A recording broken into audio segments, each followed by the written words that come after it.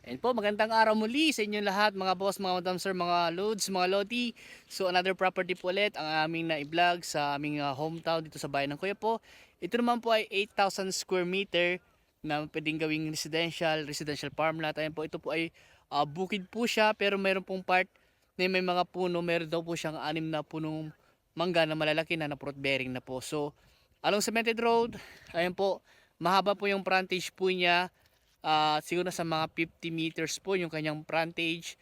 Cemented road na 2 lane, may power line, may internet connection, source of water po deep well, at malapit lang po ito sa national highway, siguro no, mga wala pang 1 kilometro po siguro. So town proper mga ilang uh, minuto lang po ang driving, mga 5 minutes driving lang po siguro sa town proper. And then ang maganda po dito, buhay nakapana sa titulo na extrajudicial, located po dito sa aming hometown sa bayan ng Kuya po. At meron po itong presyo na 3